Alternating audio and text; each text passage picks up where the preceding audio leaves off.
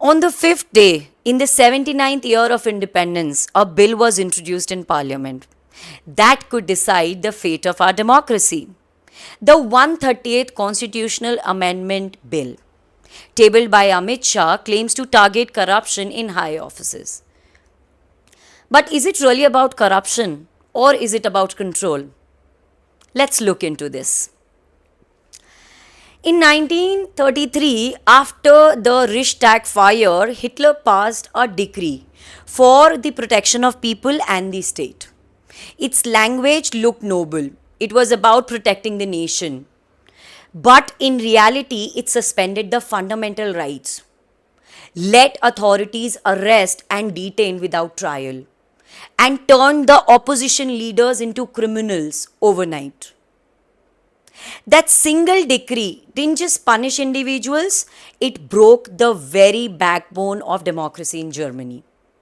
Now, in India in 2025, the 130th Amendment says if the Prime Minister, a Chief Minister, or any minister is in custody for 30 days, they automatically lose office. Sounds very strict, sounds very strengthening, doesn't it? But here is the catch. In law, custody is not guilt.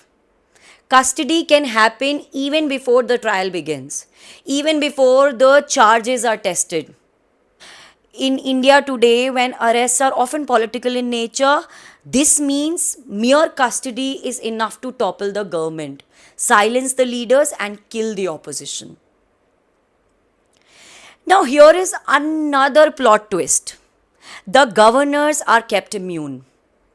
They are untouched by this bill.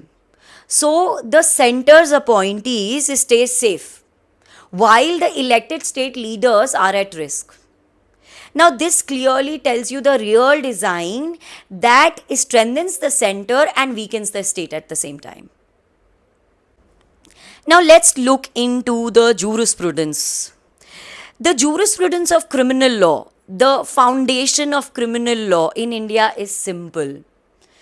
It's based on a principle of natural justice that says innocent until proven guilty.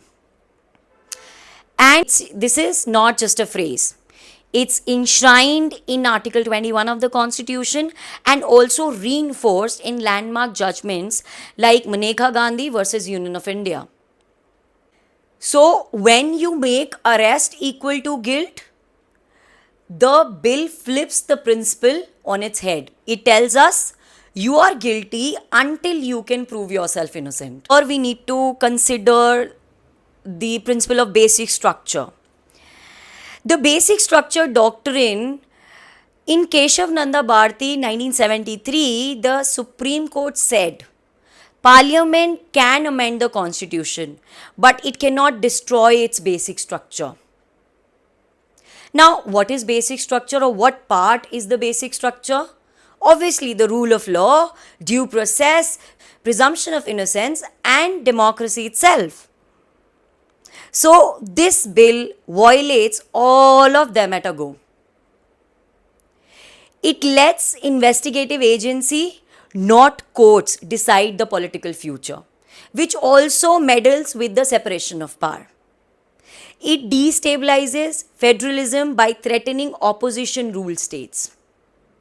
It destroys the core of Article 21 by punishing without trial.